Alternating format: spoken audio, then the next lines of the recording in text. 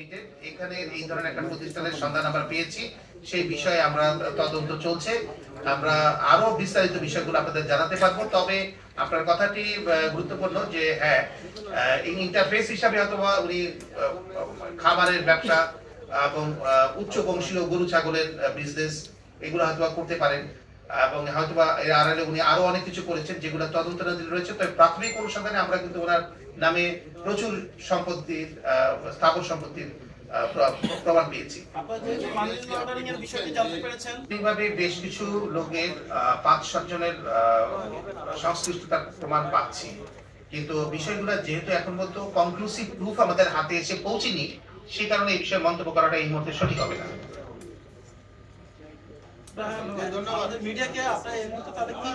নিয়ে আসি, অর্থাৎ কারোর বিরুদ্ধে যখন মানি লন্ডারিং আইনে মামলা হয় তখন কিন্তু এগুলো সুনির্দিষ্ট প্রমাণ লাগে। আমরা অনেক কমপ্লেনই অনেকের বিরুদ্ধে পাই যেগুলো পরবর্তী পর্যায়ে আমরা সাবস্টেনশিয়েট করতে পারি না। অ্যালিগেশন গুলোকে সাবস্টেনশিয়েট করার জন্য আপনার ডকুমেন্টারি এভিডেন্স লাগে।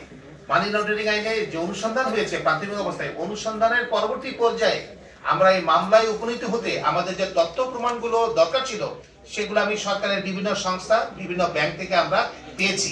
তার ভিত্তিতেই কিন্তু আমরা এই মামলাটি চলমান স্টার্ট করেছি।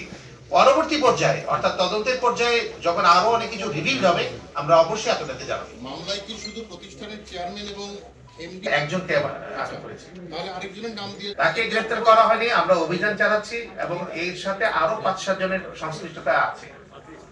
ওনার এই অবৈধ বিজনেস এবং অন্যান্য সিন্ডিকেটের বিষয়, মানি লন্ডারিং ইস্যুগুলোতে আরো ৫-৭ জনের সংশ্লিষ্টতা আমরা প্রাথমিক অবস্থায় পেয়েছি। কিন্তু যেহেতু আমি আগে আপনাদেরকে বললাম যে একজনকে আইনের আওতায় আনতে গেলে তার বিরুদ্ধে সুনির্দিষ্ট অভিযোগের